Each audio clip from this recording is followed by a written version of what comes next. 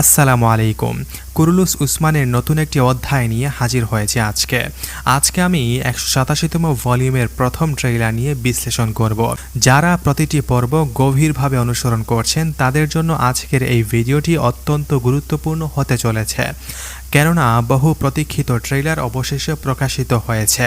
আপনারা নিশ্চয়ই দেখে ফেলেছেন এবং এতে যে সমস্ত নতুন চমকপ্রদ দিক উঠে এসেছে তা নিঃসন্দেহে সিরিজটির গতি ও উত্তেজনা আরও বাড়িয়ে দেবে। ট্রেইলার দেখে বোঝা যাচ্ছে এই পর্বে বেশ কয়েকটি নতুন চরিত্র খুব দ্রুত গল্পে যুক্ত হয়েছে। তবে আশ্চর্যের বিষয় হলো এদের সংযোজন যেন গল্পকে হঠাৎ করে মোড় ঘোরানোর মতো কোনো অস্বাভাবিকতা সৃষ্টি করেনি, বরং গল্প স্বাভাবিক ধারাতেই এগিয়ে যাচ্ছে, কিন্তু সেই সঙ্গে শক্তিশালী কিছু পরিবর্তনের ইঙ্গিত দিচ্ছে। এই পর্বে আমরা দেখতে যাচ্ছি উলুগানের জায়গায় সিরিজে প্রবেশ করছে নতুন এক মঙ্গল রাষ্ট্রদূত, যার নাম কুচার শুধুমাত্র উলুগানের জায়গা দখল করবে না, বরং তার চেয়ে অনেক বেশি শক্তিশালী, চতুর এবং কৌশলী একজন যোদ্ধা। সে মঙ্গলদের প্রতিনিধি হিসেবেই উসমান বের সামনে হাজির হবে, কিন্তু তার আগমনের পিছনে লুকিয়ে থাকবে অনেক গভীর রাজনৈতিক উদ্দেশ্য। একইভাবে লুকাসের জায়গায় আনা হচ্ছে নতুন এক বাইজেন্টিন ভয়ঙ্কর কমান্ডার ক্লাদিউস। তার উপস্থিতি যুদ্ধক্ষেত্র এবং কূটনীতির ময়দানে আরও উত্তেজনা সৃষ্টি করবে। এই পর্বের সবচেয়ে চমকপ্রদ দিকটি হচ্ছে ইতিহাসের গুরুত্বপূর্ণ দুটি চরিত্র সিরিজে প্রবেশ করছে।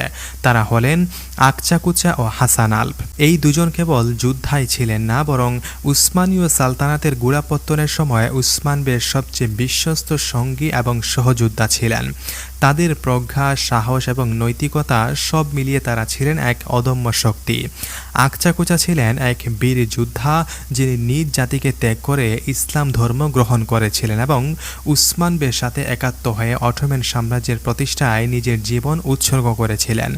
অন্যদিকে হাসান আলপ ছিলেন উসমান বের ছায়ার মতো একজন বিশ্বস্ত যোদ্ধা, যিনি যুদ্ধক্ষেত্রে যেমন নির্ভীক ছিলেন তেমনি সিদ্ধান্ত গ্রহণেও ছিলেন প্রজ্ঞাবান। এই মহান দুই বীরের অন্তর্ভুক্তি নিঃসন্দেহে উসমান বের শক্তিকে বহুগুণ বাড়িয়ে তুলবে এবং ভবিষ্যতের যুদ্ধ, রাজনীতি ও কূটনীতিতে তারা এক অমূল্য ভূমিকা পালন করবে বলে ধারণা করা হচ্ছে। একদিকে যখন উসমান বের পাশে শক্তিশালী লোকজন জড়ো হচ্ছে, অন্যদিকে তার পরিবারের ভিতরেই দেখা দিচ্ছে নতুন এক সমস্যা। এই পর্বে মানে ১৮৭তম ভলিউমে দেখা যাবে উসমান বের দুই পুত্র আলাউদ্দিন ও অরহান একে অপরের বিরুদ্ধে অবস্থান নিচ্ছে।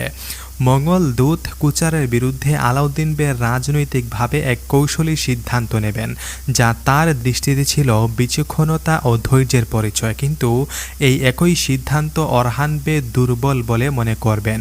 এর ফলে দুই ভাইয়ের মধ্যে সম্পর্কের টানাপোড়েন দেখা দেবে এবং তাদের মধ্যে একটি দ্বন্দ্বের সূচনা তৈরি হবে। এই দ্বন্দ্ব হয়তো সাময়িক, কিন্তু এর প্রভাব দীর্ঘমেয়াদে উসমান বের পরিবার এবং নেতৃত্বে চ্যালেঞ্জ এনে দিতে পারে।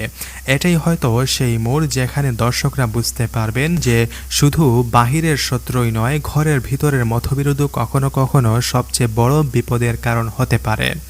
সব মিলিয়ে কুরুলুস উসমানের ১৮৭তম ভলিউম হতে যাচ্ছে অসাধারণ, উত্তেজনাপূর্ণ এবং ঘটনাবহুল একটি অধ্যায়। নতুন চরিত্রদের আগমন, ইতিহাসের গৌরবময় বীরদের প্রত্যাবর্তন এবং পারিবারিক দ্বন্দ্ব, সব কিছু মিলিয়ে এই পর্ব দর্শকদের দেবে রোমাঞ্চ, বিস্ময় এবং আবেগের এক অনন্য অভিজ্ঞতা। তো আজকের এই ভিডিওটি এখানেই শেষ করছি। পরবর্তী ভলিউম মানে ১৮৭তম পর্ব আগামী ৯ এপ্রিল মানে ১০ এপ্রিল বৃহস্পতিবার সকালে বাংলা সাবটাইটেল সহ আপনারা সবাই দেখতে পাবেন। পরবর্তী পর্বে কি হতে পারে, কার বিজয় কার পরাজয়, সবকিছু জানতে আমাদের সাথেই থাকুন। আজকের মতো এখানেই বিদায় নিচ্ছি। পরবর্তী বিশ্লেষণ ভিডিওতে আবার দেখা হবে ইনশাআল্লাহ। সবাই ভালো থাকুন। আল্লাহ হাফেজ।